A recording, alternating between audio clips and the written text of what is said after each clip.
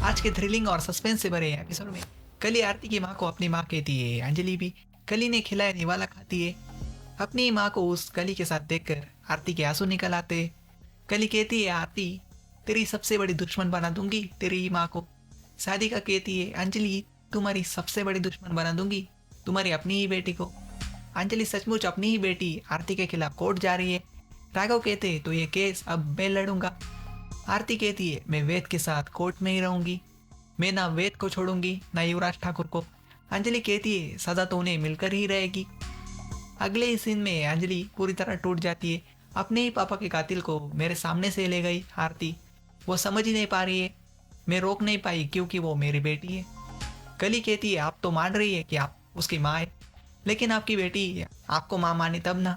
अरे इतने दिनों बाद उन्हें पता चला है कि वो इतने बड़े घर की बेटी है। वहां जाकर उन्होंने रुपया पैसा सब देखा। ऊपर से राघव सिंह राजपूत ने उन्हें दिलासा दिया होगा कि इस पूरे के पूरे घर की तुम उत्तराधिकारी हो।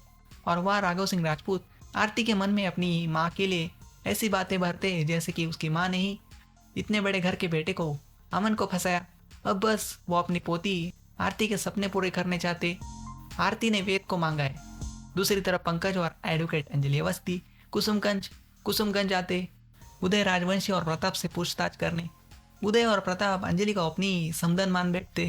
एडवोकेट अंजलि याद दिलाती है कि वो समधन नहीं, कोर्ट में उसकी बात चलती है। और बाहर हाथ प्रताप राजवंशी अंजलि को बाहर निकालने की तक कोशिश करता है। सोनल अंजलि और आरती दोनों की बात करवाती है। आरती वही करती है अपनी माँ से कि वो उसका होने वाला ससुराल है, उन लोगों को छोड़ दो कहने लगती है। अंजलि कहती है, ये परिवार तुम्हारे पापा का हत्यारा है आरती। आरती कहती है, सबूत है कोई तुम्हारे पास? आरती पूरी तरह राघव की बात मानती है। राजपूत परिवार वेद और आरती दोनों की शादी फिक्स कर देते। यह अंजलि अवस्थी कसम खाती है कि उसके रहते ये शादी नहीं हो पाएगी। अब देखते हैं कौन जीतता है, या आरती या कली। देखते रहिए आरती अंजलि अवस्थी और सब्सक्राइब कीजिए अतुल टॉक चैनल।